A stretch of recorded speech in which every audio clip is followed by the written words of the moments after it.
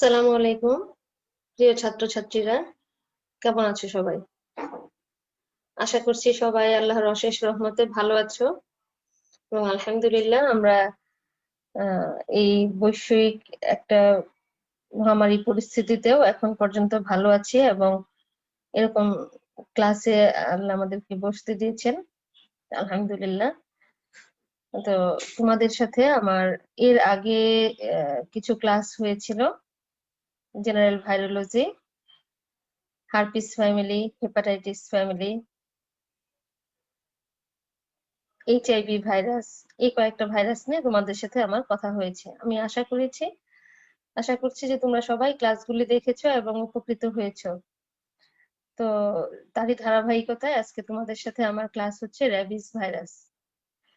তো এই র্যাবিস ভাইরাসটা তোমরা আহ, ছোটবেলা থেকেই শুনে আসছো। এই র্যাবিস বাংলাতে এটাকে বলে জলাতঙ্ক রোগ, তাই না? র্যাবিস ভাইরাস দিয়ে যে ডিজিজটা হয় সেটাকে বলছে জলাতঙ্ক রোগ। তো এটা তোমরা ছোটবেলা থেকেই শুনে আসছো এবং কিছুটা তোমরা জানো, সেটা হচ্ছে যে কুকুরে কামড় দিলে এই ডিজিজটা হয়। কুকুরে কামড় দিলে এই ডিজিজটা হয়। তো এখন তোমরা যেহেতু ফোর্থ ইয়ার স্টুডেন্ট, তোমাদেরকে প্রফ পাস করতে হবে, প্রফে রিটেনে লিখতে হবে, ভাই ভাই বলতে হবে, সেই জন্য তোমাদেরকে আরো কয়েকটা জিনিস বেশি জানতে হবে। খুব বেশি কিছু জানতে হবে না, কয়েকটা জিনিস জানতে হবে যেটা না জানলেই নয়। তো আমি তোমাদের সাথে আজকে ওইরকম খুব কম কয়েকটা জিনিস নিয়ে শেয়ার করব, যেটুকু তোমাকে না জানলেই হচ্ছে না। তুমি যখন পরবর্তীতে পোস্ট গ্রাজুয়েশন করবে, পড়াশোনা করবে ফার্দার, তখন তোমাকে অনেক জানতে হবে এবং জানার কোনো শেষ নাই।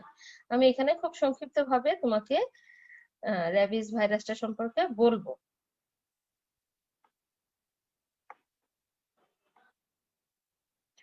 দেখো, একটা ছবি দেখাচ্ছি, ছবিটাতে কিরকম দেখা যাচ্ছে, মনে হচ্ছে যে একটা বুলেট।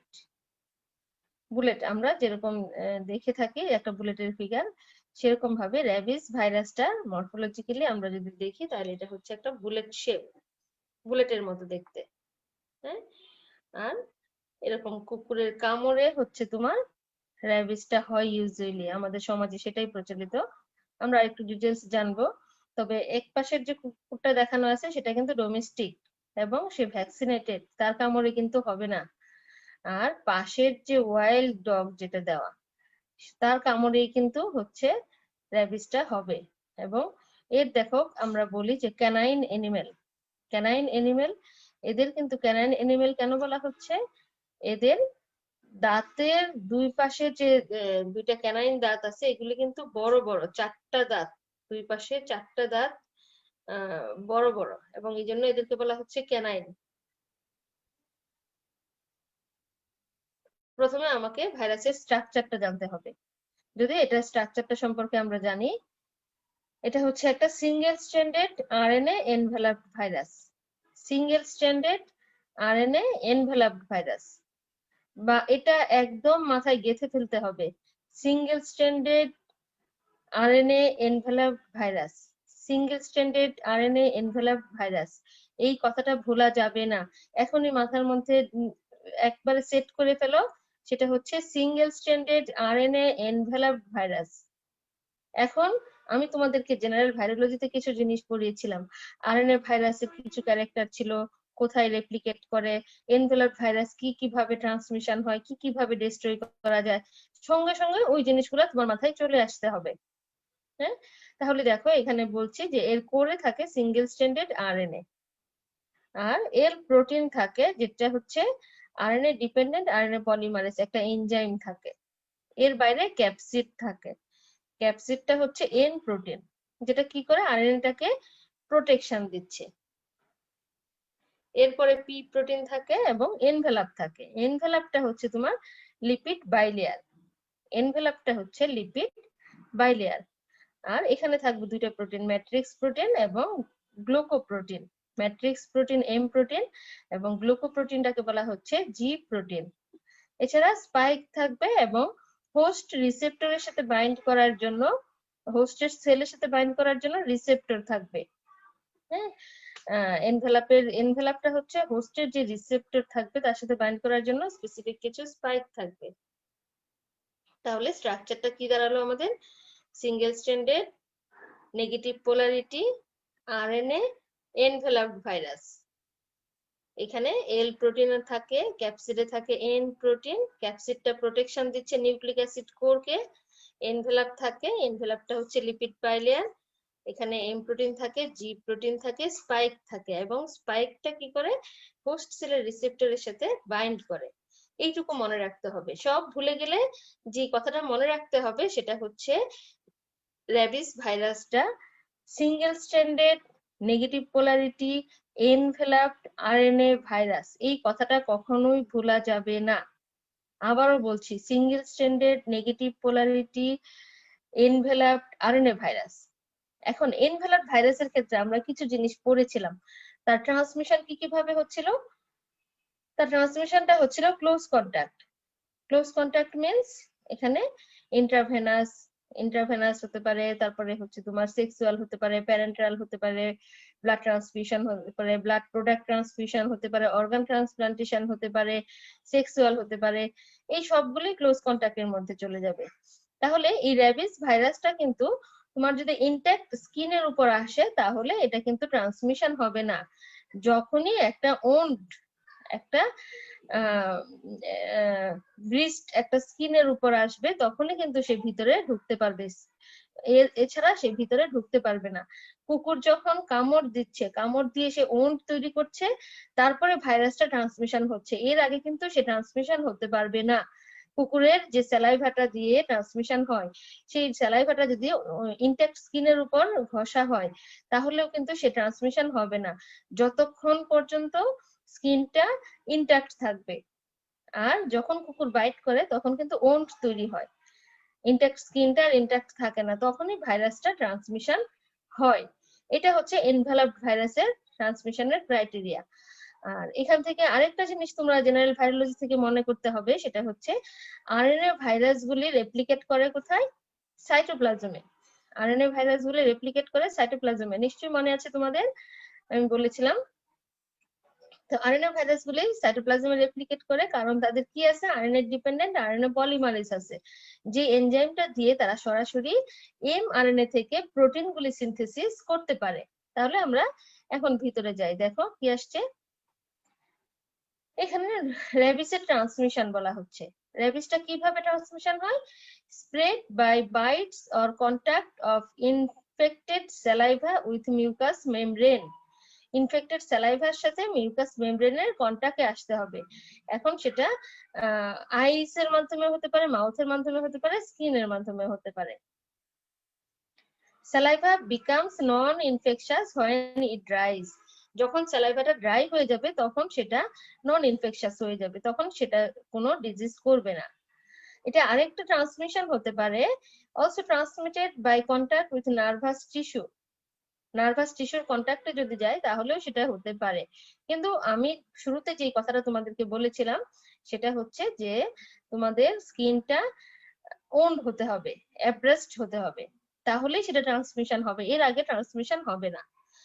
আর ইউএসএ তে আরেকটা উপায়ে ট্রান্সমিশন হয়, সেটা হচ্ছে ব্যাট অ্যারোসল। ব্যাট অ্যারোসলের মাধ্যমে এটা ট্রান্সমিশন হতে পারে, তবে এটা খুব রেয়ার। আর আরেকটা যেটা আমাদের মনে রাখতে হবে, রডেন্ট এন্ড র‍্যাবিট, এরা কিন্তু এই ডিজিজটা ট্রান্সমিট করে না। রডেন্ট এবং র‍্যাবিট এরা এই ডিজিজটা ট্রান্সমিট করে না। তাহলে ট্রান্সমিশনের মূল কথা কি দাঁড়ালো? সেটা হচ্ছে যে ট্রান্সমিশন হচ্ছে কিভাবে? By bite or contact of infected saliva with mucous membrane. Eye হতে পারে, মাউথ হতে পারে। হ্যাঁ, এটা হচ্ছে মুদ্রা কথা। এছাড়াও আর কি কিভাবে ট্রান্সমিট হতে পারে? ব্যাট অ্যারোসলের মাধ্যমে। পাশাপাশি যেটা আমাদের জানতে হবে সেটা হচ্ছে যে কিভাবে ট্রান্সমিশন হয় না।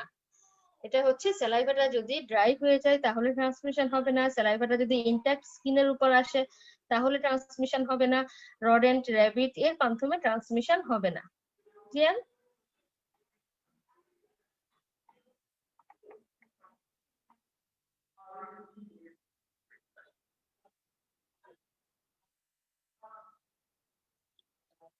এরপরে আসো প্যাথোজেনেসিস। প্যাথোজেনেসিসটা তোমরা যেভাবে লিখবা রিটেনে যখন প্যাথোজেনেসিস আসবে, যে কোনো ভাইরাস ব্যাকটেরিয়ার প্যাথোজেনেসিস যখন আসবে তখন তোমরা কিভাবে লিখবা? রুট অফ ট্রান্সমিশন থেকে স্টার্ট করতে হবে। রুট অফ ট্রান্সমিশন, সেই স্পেসিফিক ভাইরাস অথবা ব্যাকটেরিয়া যেটা সম্পর্কে তোমরা লিখবা সেটা রুট অফ ট্রান্সমিশনটা লিখে দেন তোমাদের স্টার্ট করতে হবে।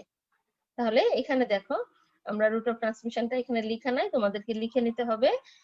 কি বলবো? রুট অফ ট্রান্সমিশন এটা হচ্ছে by the bite of infected rabid animal. বাইটের মাধ্যমে সেটা কি হলো, ভাইরাসটা আমার ওন্ড তৈরি হলো স্কিনে, সেখানে চলে আসলো। ভাইরাসটা কি করলো, সেখানে যে নিউরোমাস্কুলার জাংশন আছে ওই মাসেলে গিয়ে মাল্টিপ্লাই করবে। নিউরোমাস্কুলার জাংশনে মাল্টিপ্লাই করবে। নিউরোমাস্কুলার জাংশন মানে ওই মাসেল এবং নার্ভ এন্ডিংসটা যেখানে গিয়ে মিটিং করছে সেটাকে আমরা বলছি নিউরোমাস্কুলার জাংশন। ওখান দিয়ে গিয়ে সে নার্ভ এন্ডিংসে চলে যাচ্ছে এবং নার্ভ এন্ডিংসে সে মাল্টিপ্লাই করছে। মাল্টিপ্লাই করার পরে সেটা আফারেন্ট ফাইবারের মাধ্যমে চলে যাচ্ছে central nervous system. Central nervous system গিয়ে সেখানে আবার রেপ্লিকেট করছে এবং সেখান থেকে ইফারেন্ট ফাইবারের মাধ্যমে সে চলে আসতেছে স্যালাইভারি গ্ল্যান্ড, অর্গানস এবং টিস্যুতে। স্যালাইভারি গ্ল্যান্ড, অর্গানস এবং টিস্যুতে। তাহলে প্যাথোজেনেসিসটা কিভাবে হলো? ট্রান্সমিশন হচ্ছে কিভাবে? By the bite of infected rabid dog. আসার পরে ভাইরাসটা মাসেলের মাধ্যমে চলে গেল নিউরোমাস্কুলার জাংশনে, সেখান থেকে নার্ভ এন্ডিংসে গিয়ে মাল্টিপ্লাই করলো, এখান থেকে আফারেন্ট ফাইবারের মাধ্যমে চলে যাচ্ছে সেন্ট্রাল নার্ভাস সিস্টেমে এবং সেন্ট্রাল নার্ভাস সিস্টেম থেকে ইফারেন্ট ফাইবারের মাধ্যমে চলে আসতেছে সেটা স্যালাইভারি গ্ল্যান্ড, আদার্স অর্গানস এবং টিস্যুতে। এখানে কিন্তু ভাইরেমিয়া নাই, এখানে কিন্তু কোনো ভাইরেমিয়া হচ্ছে না, এটা কিন্তু খেয়াল রাখতে হবে। আমরা সবগুলি ব্যাকটেরিয়া ভাইরাসের প্যাথোজেনেসিস যখন পড়েছি তখন কিন্তু আমরা ব্যাকটেরিয়ামিয়া, ভাইরেমিয়া এইগুলি পড়েছি, কিন্তু এখানে র্যাবিসের ক্ষেত্রে কোনো ভাইরেমিয়া হচ্ছে না, এটা খেয়াল রাখতে হবে। নার্ভাস সিস্টেমে যখন যাচ্ছে তখন কি করছে, সে এনকেফালাইটিস করছে এবং পেশেন্টটা আলটিমেটলি মারা যাচ্ছে। ইনকিউবেশন পিরিয়ড যদি দেখি তাহলে দেখা যাচ্ছে যে ইনকিউবেশন পিরিয়ডটা ভ্যারি করবে। এখানে হচ্ছে according to location of bite, এটা ভ্যারি করবে। এটা কি হতে পারে, 2 সপ্তাহ থেকে 16 সপ্তাহ পর্যন্ত হতে পারে ইনকিউবেশন পিরিয়ডটা, অথবা তার চেয়েও লম্বা হতে পারে। 2 সপ্তাহ থেকে 16 সপ্তাহ পর্যন্ত হতে পারে অথবা তার চেয়েও বেশি হতে পারে। যদি পেশেন্টকে হাতে কামড় দেয়, আরেকটা পেশেন্টকে পায়ে কামড় দিল, একটা পেশেন্টকে হাতে কামড় দিল আর একটা পেশেন্টকে পায়ে কামড় দিল, যার হাতে কামড় দিল তার কিন্তু এনকেফালাইটিসটা তাড়াতাড়ি ডেভেলপ করবে, কারণ তার হচ্ছে সেন্ট্রাল নার্ভাস সিস্টেমের কাছাকাছিতে কামড়টা দিল। এটার উপর লোকেশন অফ সাইটের উপর, লোকেশন অফ বাইট এর উপর ডিপেন্ড করে।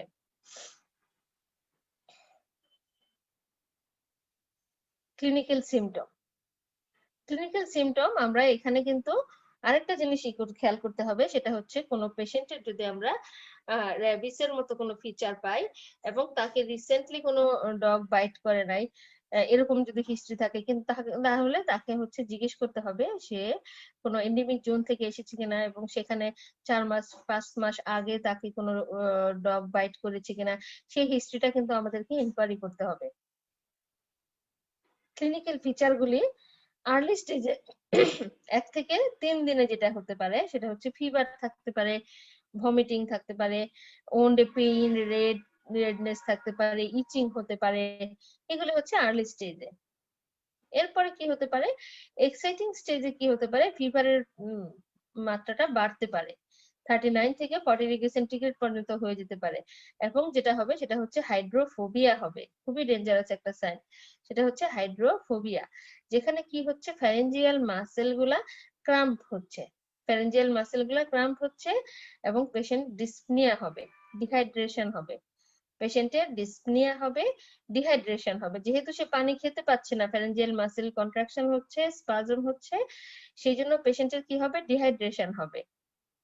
এরপরে সে প্যারালাইটিক স্টেজে চলে যাবে। প্যারালাইটিক স্টেজে নার্ভ ফাইবার গুলি প্যারালাইসিস হয়ে যাবে এবং সাথে সাথে কি হবে, রেসপিরেটরি এবং সার্কুলেটরি যে মাসেল গুলি, রেসপিরেটরি মাসেল প্যারালাইসিস হবে এবং রেসপিরেটরি সার্কুলেটরি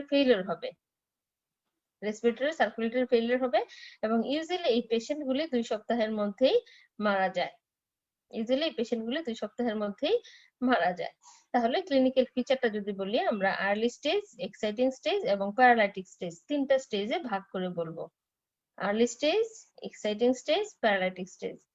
আর্লি স্টেজে কি হচ্ছে, ফিভার থাকতেছে 37 টু 38, ভমিটিং থাকবে, ওন্ড পেইন থাকবে, ওন্ডে পেইন, রেডনেস, ইচিং এগুলি থাকবে।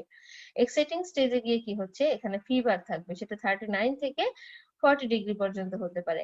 হাইড্রোফোবিয়া হতে পারে, হাইড্রোফোবিয়া হতে পারে না, হয় হাইড্রোফোবিয়া হয়, যেটা হচ্ছে ফ্যারেঞ্জিয়াল মাসেল ক্র্যাম্পিং এর জন্য হচ্ছে, এবং পাশাপাশি কি হবে, ডিসনিয়া হবে। আর যেহেতু হাইড্রোফোবিয়া থাকে সেই জন্য ডিহাইড্রেশন হচ্ছে। প্যারালাইটিক স্টেজে কি হচ্ছে, নার্ভ ফাইবার গুলি প্যারালাইসিস হচ্ছে, এখানে রেসপিরেটরি এবং সার্কুলেটরি ফেইলিওর হয় এবং আলটিমেটলি পেশেন্ট 2 সপ্তাহের মধ্যেই মারা যায়।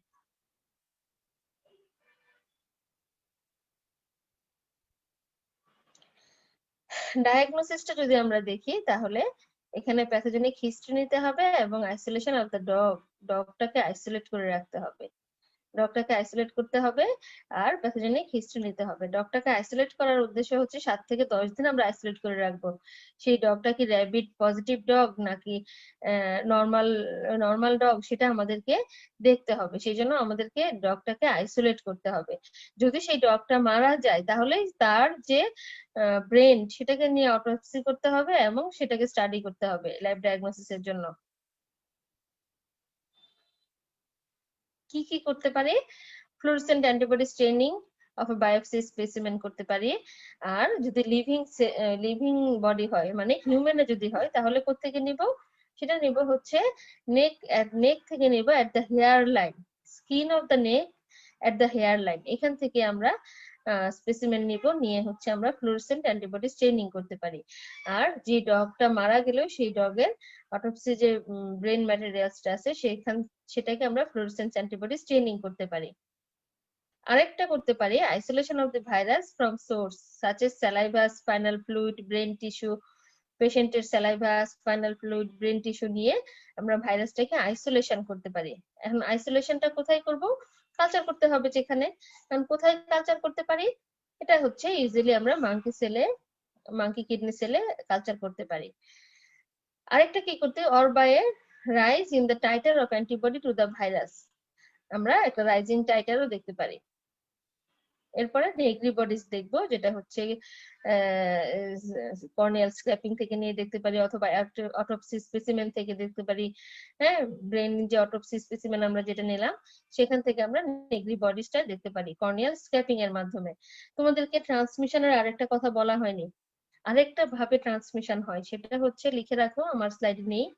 সেটা হচ্ছে যদি কোনো পেশেন্টের কর্নিয়া গ্রাফটিং করা হয় ডেড পেশেন্টের, এবং সেই পেশেন্টটা যদি র্যাবিস ইনফেক্টেড থাকে, ডক্টর যদি না জানে যে ওই পেশেন্টটা হচ্ছে র্যাবিস ইনফেক্টেড এবং তার কর্নিয়াটা ট্রান্সপ্লান্ট করলো, তাহলেও কিন্তু ট্রান্সমিশন হতে পারে। এটাও কিন্তু একটা ওয়ে, এটা তোমরা লিখে রাখো।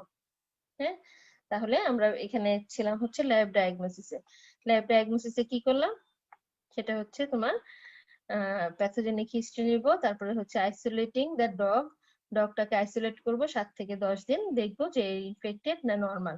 যদি ইনফেক্টেড হয় তাহলে তার যে ডেড যে ডগ সেই ডগের ব্রেন টিস্যুটাকে অটোপসি করে আমরা সেখানে নেগ্রিবডিজ দেখবো, ফ্লুরোসেন্স স্টেনিং করতে পারি। এছাড়া ফ্লুরোসেন্স স্টেনিং আমরা করতে পারি পেশেন্টের কোথায় থেকে স্টেনিংটা নিব, স্পেসিমেনটা নিব হচ্ছে বায়োপসি স্পেসিমেন নিব, skin of the neck at the hair line. খেয়াল করো কোথায় থেকে আমরা স্পেসিমেনটা নিব, বায়োপসি স্পেসিমেনটা, সেটা হচ্ছে skin of the neck at the hair line, এখান থেকে আমরা বায়োপসি স্পেসিমেনটা নিব, নিয়ে ফ্লুরোসেন্স অ্যান্টিবডি স্টেনিং করে দেখব। এছাড়া কি করতে পারি, saliva, spinal fluid, brain tissue এগুলিকে আমরা আইসোলেশন করতে পারি। আইসোলেশন করতে পারি কোথায়, মাঙ্কি কিডনি সেলে। এছাড়াও আমরা অ্যান্টিবডি টাইটারটা দেখতে পারি, রাইজিং অ্যান্টিবডি টাইটার দেখতে পারি, আর নেগ্রি বডিজ দেখতে পারি। নেগ্রি বডিজটা দেখবো কোথায় কোথায়, কর্নিয়াল স্ক্র্যাপিং অথবা autopsy specimen of the brain, এই দুটো জায়গায় আমরা নেগ্রি বডিজটা দেখতে পারি। এটা হচ্ছে একটা electron micrograph feature of Negri bodies. হ্যাঁ, মাঝখানে যে জিনিসটা দেখা যাচ্ছে এই যে, এটা হচ্ছে তোমার নেগ্রি বডিজ। হ্যাঁ, ফ্লুরোসেন্স স্টেনিং। এরপরে আসো প্রিভেনশন। এখন প্রিভেনশনটা কি করতে পারি আমরা?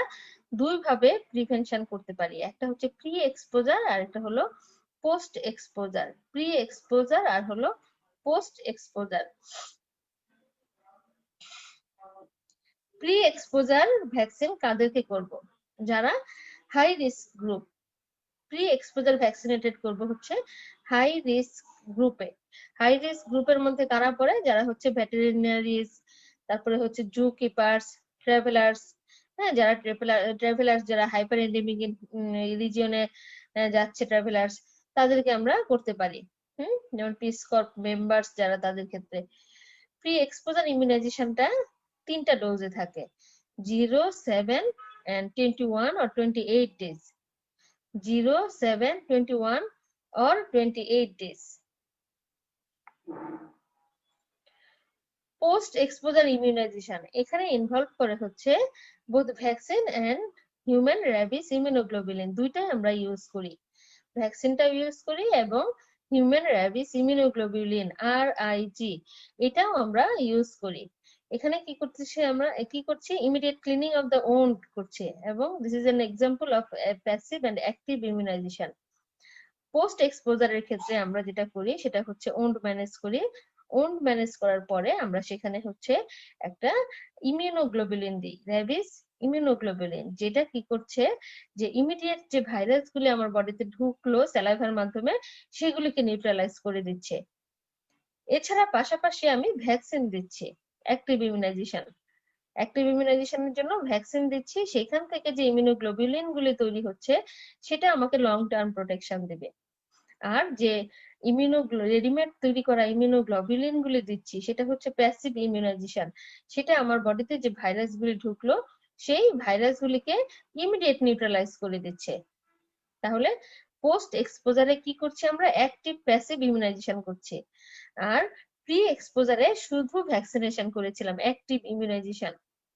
প্রি এক্সপোজারে অ্যাক্টিভ ইমিউনাইজেশন শুধু ভ্যাকসিনেশন করেছি কাদেরকে? যারা রিস্ক গ্রুপ তাদেরকে করেছি, ভেটেরিনারিয়ানস, জু কিপার্স, ট্রাভেলার্স, হ্যাঁ, এগুলি আমরা প্রি এক্সপোজার দিয়ে করেছি। আর পোস্ট এক্সপোজারে কি করেছি?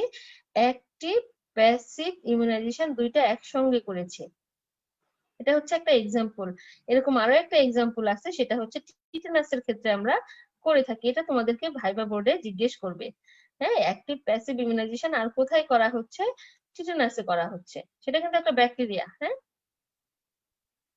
এখানে করছি আমরা ভাইরাসের ক্ষেত্রে। তাহলে পোস্ট এক্সপোজারে ভ্যাকসিন দিচ্ছি প্লাস হিউম্যান র্যাবিস ইমিউনোগ্লোবুলিন দুইটাই দিচ্ছি।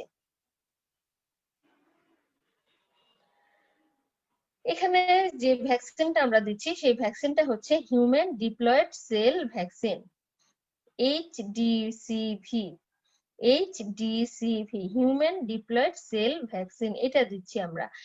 এটা কোথায় থেকে আসছে? এটা হচ্ছে একটা পেশেন্ট, যা ভলান্টারি একটা পেশেন্টকে আমরা হাইপার ইমিউনাইজেশন করছি, সেখান থেকে যে কিল্ড ভাইরাস যেগুলো আছে সেইগুলি দিয়ে আমরা তৈরি করছি human diploid cell vaccine. Human diploid cell vaccine, এখান থেকে তৈরি করছি আমরা হিউম্যান ডিপ্লয়েড সেল ভ্যাকসিন। আর পাশাপাশি কি দিচ্ছি প্যাসিভ ইমিউনাইজেশনের জন্য?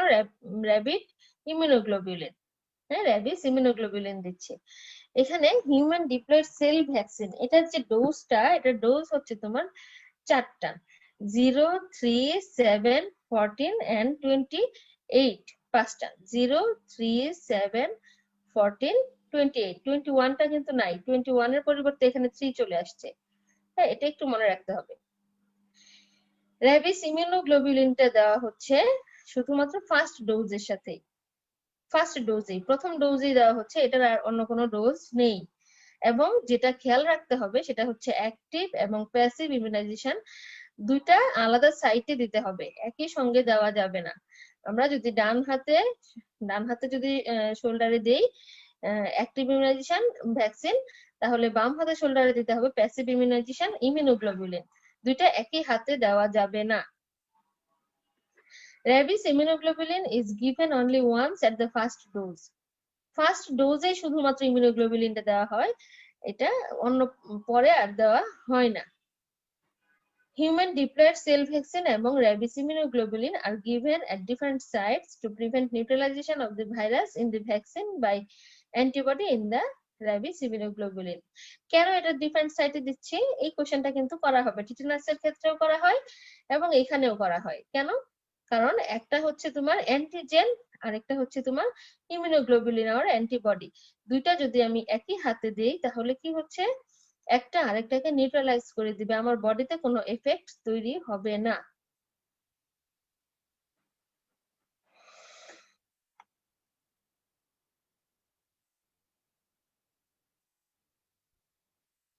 তাহলে এখানে দেখো ভ্যাকসিনে আরেকটু কথা আছে, সেটা হচ্ছে হিউম্যান ডিপ্লয়েড সেল ভ্যাকসিন। এটা বর্তমানে যেটা ইউজ করা হচ্ছে সেটা হচ্ছে হিউম্যান ডিপ্লয়েড সেল ভ্যাকসিন, কিন্তু এর আগে এটা ইউজ করা হতো হর্স সেরাম থেকে তৈরি করা হতো, ডাক এমব্রায়ো থেকে তৈরি করা হতো, কিন্তু বর্তমানে সেগুলি অফ করে দেওয়া হয়েছে। কেন? কারণ সেগুলোতে হচ্ছে হাইপার সেন্সিটিভিটি রিয়াকশন হয়, সেই জন্য এখন আর হর্স সেরাম, ডাক এমব্রায়ো এইগুলি থেকে ভ্যাকসিনটা তৈরি করা হচ্ছে না।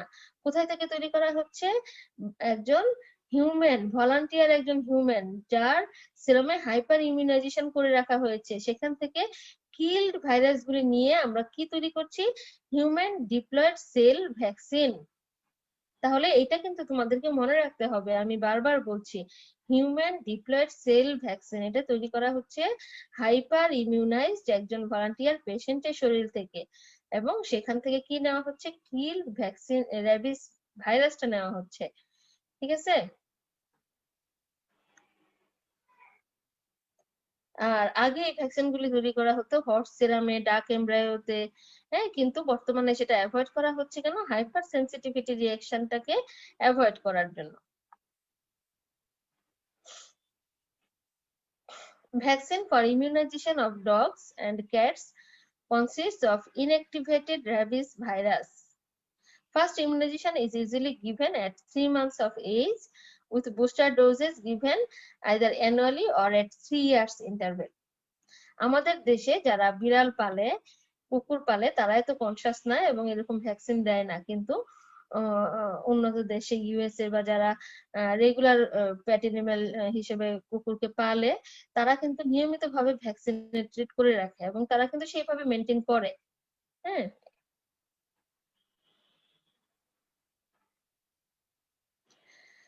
the decision to give post exposure immunization depends on variety of factors. এই যে আমরা একটু আগে বলেছিলাম যে আমরা ডগটাকে কি করব, ও আইসোলেট করে রাখবো 10 দিনের জন্য। এখানে আমরা কি দেখবো, যে টাইপ অফ এনিমেল, এনিমেলের টাইপটা কিরকম, যে ওয়াইল্ড এনিমেলটা, যে এনিমেলটা বাইট করেছে সে ওয়াইল্ড এনিমেল অথবা ইমিউনাইজড ডোমেস্টিক এনিমেল কিনা, সেটা আমরা দেখবো। 2 নম্বরে দেখবো whether an attack by a domestic animal was provoked, whether the animal was immunized adequately, and whether the animal is available to be observed, এবং সেই এনিমেলটা অবজার্ভ করার জন্য অ্যাভেলেবল কিনা, এই সবগুলো জিনিস আমাদেরকে খেয়াল রাখতে হবে।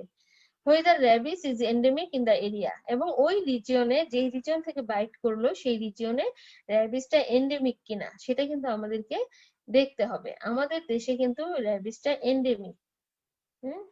আমাদের যে কুকুরগুলো আছে রাস্তার এবং যে বিড়ালগুলি আছে সেগুলি কিন্তু ইমিউনাইজড না, এবং আমাদেরকে এটার ব্যাপারে সতর্ক থাকতে হবে।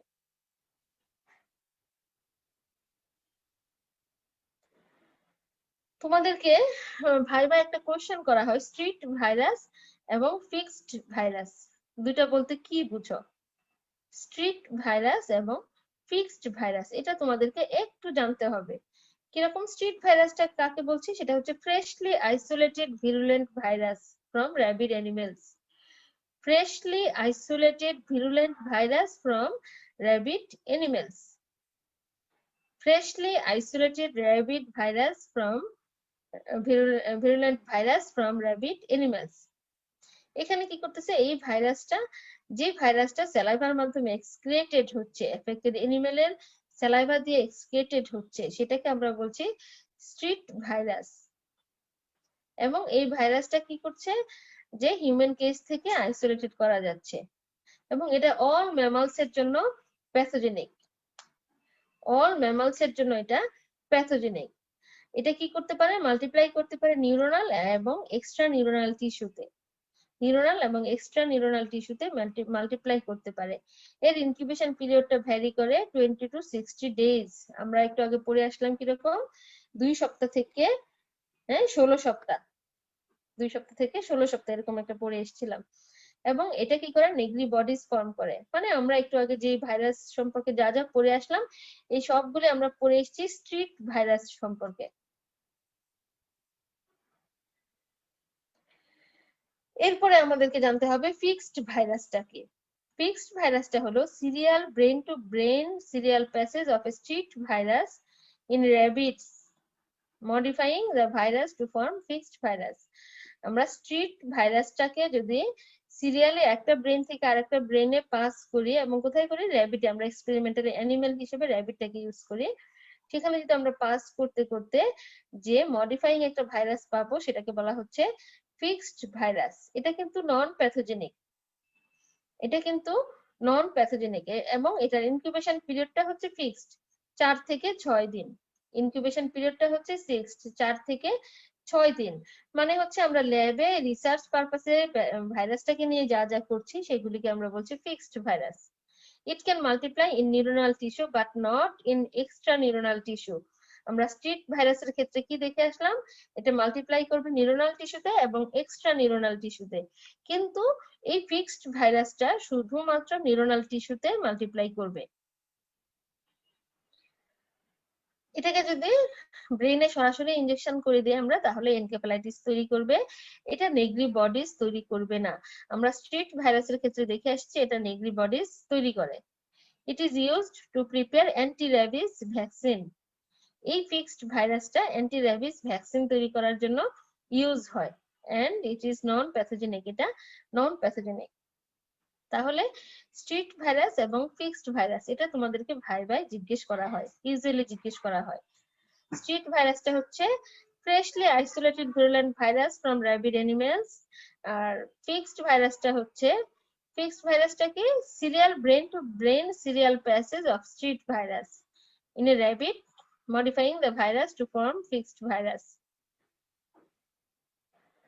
এটার ইনকিউবেশন পিরিয়ড ফিক্সড 4 থেকে 6 দিন, আর এটার ইনকিউবেশন পিরিয়ড হচ্ছে লম্বা 20 to 60 ডেজ। এটা প্যাথোজেনিক, ওটা নন প্যাথোজেনিক। স্ট্রিট ভাইরাসটা প্যাথোজেনিক আর ফিক্সড ভাইরাসটা নন প্যাথোজেনিক। স্ট্রিট ভাইরাসে নেগ্রি বডিজ পাওয়া যায়, ফিক্সড ভাইরাসে নেগ্রি বডিজ পাওয়া যায় না। স্ট্রিট ভাইরাসটা কি করা যায়, আইসোলেটেড করা যায়, আর ফিক্সড ভাইরাসটা কি এরকম আইসোলেটেড করা যায় না। যদি সরাসরি আমরা ইনজেকশন করি ব্রেনে, তাহলে এনকেফালাইটিস প্রডিউস করে।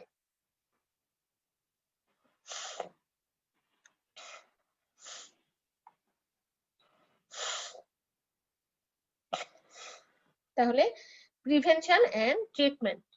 প্রিভেনশন কিভাবে করব, কিল ওয়াইল্ড ডগস গুলাকে কিল করতে হবে, যেটা আমরা কিছুদিন পর পর দেখি আমাদের পৌরসভা থেকে কুকুর মারার মেশিন নিয়ে আসে, রাস্তা থেকে সব কুকুর ধরে নিয়ে চলে যায়। কিপ অ্যাওয়ে ফ্রম ডগস থেকে কিপ অ্যাওয়ে থাকতে হবে। Clean the wound, passive immunity দিতে হবে, আর ভ্যাকসিন করতে হবে। ট্রিটমেন্ট কি, there is no antiviral therapy for a patient with rabies. very dangerous একটা virus. there is no antiviral therapy for a patient with rabies. only supportive treatment is available. তোমাদের একটা question খুব rapidly আসে রিটেনে এবং ভাইভায়। সেই কোশ্চেনটা হলো কি, management of a rabid dog bite, management of a rabid dog bite. একটা র্যাবিড ডগ বাইট করলে সেটা আমরা কিভাবে ম্যানেজ করব। এখানে আমাদেরকে দুইটা জিনিস ফলো করতে হবে, একটা হচ্ছে ওন্ড ম্যানেজ করব, আর একটা হচ্ছে পোস্ট এক্সপোজার ভ্যাকসিনেটেড করব। ওন্ড ম্যানেজমেন্টে কি করছি আমরা, cleaning of the owned, wash with running tap water. Running tap water দিয়ে আমরা ওয়াশ করব, wash with soap or alcohol or tincture iodine. suturing if needed, antibiotics and anti-tetanus measure. তাহলে প্রথমেই আমার কাজ হলো ওনটাকে ম্যানেজ করা। ওনটাকে কিভাবে ম্যানেজ করছি, ক্লিনিং অফ দ্য ওনটাকে আমরা পরিষ্কার করব কিভাবে, running tap water. Running tap water দিলে যেটা হবে সেটা হচ্ছে ভাইরাল লোডটা কমে যাবে, আমি যদি কোনো সেটেল ওয়াটারের মধ্যে ধুই, পুকুরের পানিতে ধুই, তাহলে কিন্তু সেরকম ভালো কাজ হবে না, যত ভালো কাজ হবে রানিং ট্যাপ ওয়াটারে যদি দেই। তাহলে কি হবে, রানিং ট্যাপ ওয়াটারের মাধ্যমে আমার ভাইরাস লোডটা কমে যাবে। এরপরে ওয়াশ উইথ সোপ, অ্যালকোহল, হাতের কাছে সাবান, alcohol, tincture iodine. Alcohol, tincture iodine এগুলি তো সাধারণত ল্যাবরেটরি ছাড়া আমরা পাচ্ছি না। হাতের কাছে কি পাচ্ছি, সাবান পাচ্ছি, এবং সাবান দিয়ে ফেনা উঠিয়ে ঘষে ঘষে ধুয়ে ফেলতে হবে, ঘষে ঘষে ধুয়ে ফেলতে হবে। এখানে কেন আমরা সাবান দিয়ে ধুচ্ছি, কারণ হচ্ছে এটা একটা এনভেলাপ ভাইরাস। এনভেলাপটা কি দিয়ে তৈরি, লাইপোপ্রোটিন, লিপিড দিয়ে তৈরি। তাহলে যদি আমি সাবান দেই তাহলে এই লিপিড এনভেলাপটা নষ্ট হয়ে যাবে এবং ভাইরাসটা কি হয়ে যাবে, এক্সপোজড হয়ে যাবে, সে এনভায়রনমেন্টে টিকে থাকতে পারবে না, সে নষ্ট হয়ে যাবে। এই জন্য ওয়াশ উইথ সোপ, এটা হচ্ছে ভেরি ভেরি ইম্পর্টেন্ট। যদি দরকার হয় সুচারিং দিতে, সুচার করতে হবে। আর পাশাপাশি অ্যান্টিবায়োটিক এবং অ্যান্টিটিটানাস দিতে হবে।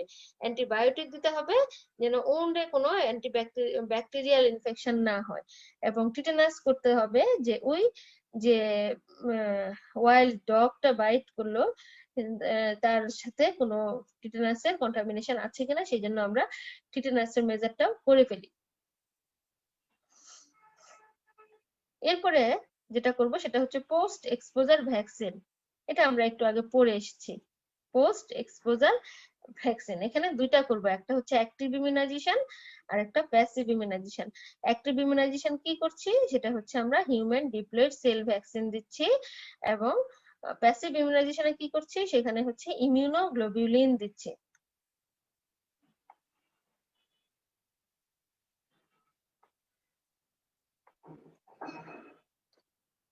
তাহলে প্রিয় ছাত্রছাত্রীরা, আজকে তোমরা যেটা সম্পর্কে জানলা খুব সংক্ষিপ্ত ভাবে জানলা, আমি এত ডিটেলস পড়াইনি। ডিটেলস তোমাদের আমার মতে সেটা হচ্ছে আন্ডার গ্রাজুয়েটে লাগবে না, যদি তোমরা পোস্ট গ্রাজুয়েশনে যাও তখন তোমাদের আরো ডিটেলস লাগবে।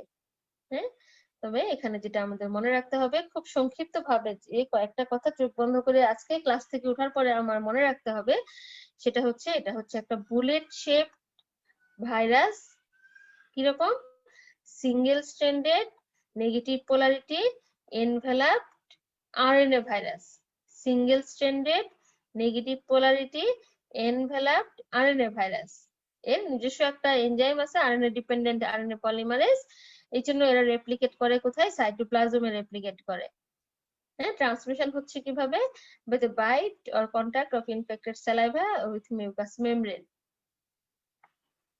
আর রেয়ার আরেকটা ওয়ে আছে, সেটা হচ্ছে ইনফেক্টেড অ্যারোসল অফ ব্যাট এর মাধ্যমে হতে পারে। প্যাথোজেনেসিসটা কিরকম ছিল, ভাইরাসটা by the bite of infected rabid dog এর মাধ্যমে চলে আসলো ওন্ডে, ওন্ড থেকে মাসেল দিয়ে নিউরোমাসকুলার জাংশন দিয়ে চলে গেল নার্ভ এন্ডিংসে, এখান থেকে আফারেন্ট ফাইবারের মাধ্যমে চলে গেল সেন্ট্রাল নার্ভাস সিস্টেমে, এবং সেন্ট্রাল নার্ভাস সিস্টেমে মাল্টিপ্লাই করলো, আরেকটা মাল্টিপ্লাই করলো ইন্টারমাসকুলার জাংশনে, এবং সেখান থেকে সেন্ট্রাল নার্ভাস সিস্টেম থেকে ইফারেন্ট ফাইবারের মাধ্যমে এটা নেমে আসলো, নেমে কোথায় আসলো, স্যালাইভারি গ্ল্যান্ড, অর্গান এবং টিস্যুতে।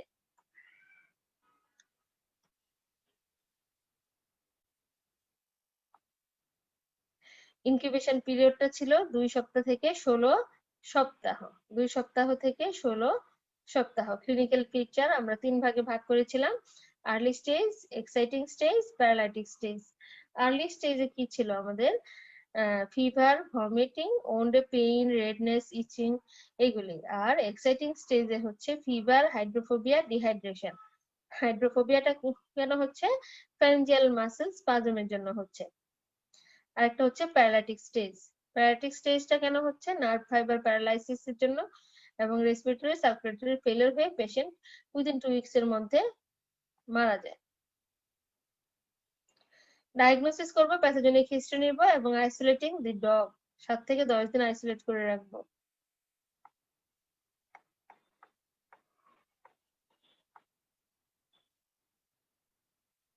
ফ্লোরোসেন্স অ্যান্টিবডি স্টেইনিং করতে পারি, বায়োপসি স্পেসিমেন নিব কোথায় থেকে, skin of the nape of the neck থেকে, হ্যাঁ, এরপরে হচ্ছে isolation of the virus from the source, saliva, spinal fluid, brain tissue থেকে আইসোলেশন করতে পারি। আইসোলেশন করে কোথায় কালচার করব? মাঙ্কি কিডনি সেলে। এছাড়াও আমরা রাইজিং অ্যান্টিবডি টাইটার দেখতে পারি, আর ইমিউনোফ্লুরেসেন্স ট্রেনিং করে আমরা নেগরি বডিজটা দেখতে পারি। প্রিভেনশনটাই একটু ইম্পর্টেন্ট, সেটা হচ্ছে প্রি এক্সপোজার এবং পোস্ট এক্সপোজার। প্রি এক্সপোজার কাদের করছি? ভেটেরিনারিয়ানস, জুকিপার্স, ট্রাভেলার্স। কিভাবে করছি? এটা হচ্ছে অ্যাক্টিভ ইমিউনাইজেশনের মাধ্যমে করছি, হিউম্যান ডিপ্লয়েড সেল ভ্যাকসিন দিয়ে। ডোজটা কিরকম? ডিউরেশনটা 0, 7, 21 আর 28। পোস্ট এক্সপোজারে কি করছি? অ্যাক্টিভ এবং প্যাসিভ ভ্যাকসিনেশন করছি। অ্যাক্টিভ ভ্যাকসিনেশন করছি হিউম্যান ডিপ্লয়েড সেল ভ্যাকসিন দিয়ে, এবং প্যাসিভ ভ্যাকসিনেশন করছি রেবিস ইমিউনোগ্লোবুলিন দিয়ে।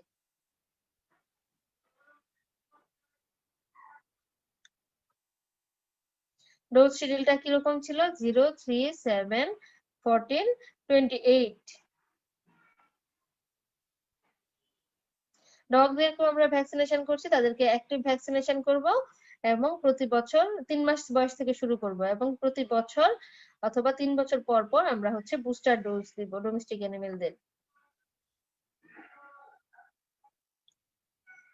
এরপরে আমাদের জানতে হবে স্ট্রিট ভাইরাস এবং ফিক্সড ভাইরাস। স্ট্রিট ভাইরাসটা হচ্ছে pathogenic freshly isolated virulent virus from rabid animal, আর ফিক্সড ভাইরাসটা হচ্ছে serially brain to brain passes from street virus in a rabbits,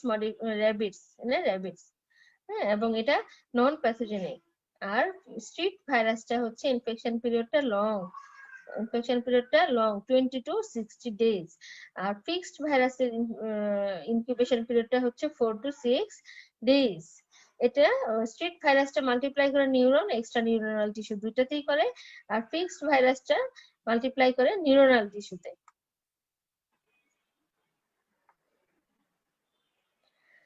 Very important, there is no antiviral therapy for a patient with rabies, and treatment কি? Only supportive treatment is available. যে কোশ্চেনটা তোমাদের রিটেনে আসে, viva আসে, management of rabid dog bite, wound management করব, cleaning of the wound, wash with running tap water. এই কথাটা তোমরা যখন বলবা স্যার জিজ্ঞেস করবে কেন ট্যাপ ওয়াটার ইউজ করবে, পুকুরের পানিতে না।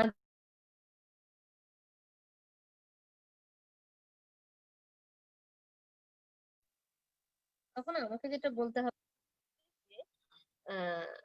রানিং ট্যাপ ওয়াটারে দিলে আমার ভাইরাসের লোডটা কমে যাচ্ছে, এবং সোপ দিয়ে ওয়াশ করলে এনভেলাপটা নষ্ট হয়ে যায়, যার ফলে ভাইরাসটা আমার কি হচ্ছে? ডিস্ট্রয় হয়ে যাচ্ছে। অ্যান্টিবায়োটিক, অ্যান্টিটিটেনাস এগুলো দিতে হবে। পোস্ট এক্সপোজার ভ্যাকসিন, যেটা আমরা পড়ে এসেছি, অ্যাক্টিভ প্যাসিভ ইমিউনাইজেশন দুইটাই করব।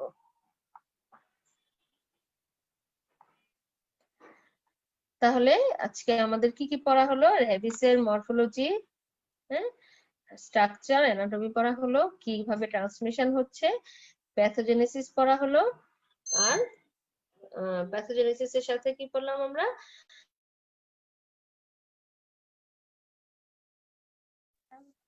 এবং হচ্ছে রেবিস ভাইরাসটা তোমার কিভাবে ট্রান্সমিশন হচ্ছে, ভ্যাকসিনেশনটা খুবই ইম্পর্টেন্ট, এটা তোমাদের মনে রাখতে হবে।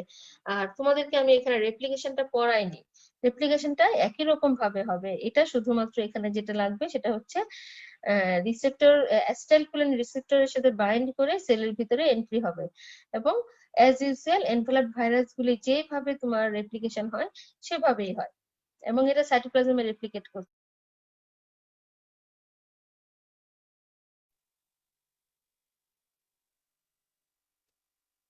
তাহলে আজকে তোমাদের সাথে ক্লাস আমার এই পর্যন্তই। সবাই ভালো থাকো, দোয়া করি, এবং আমার জন্য দোয়া করো। আসসালামু আলাইকুম। ওয়ালাইকুম আসসালাম ম্যাম।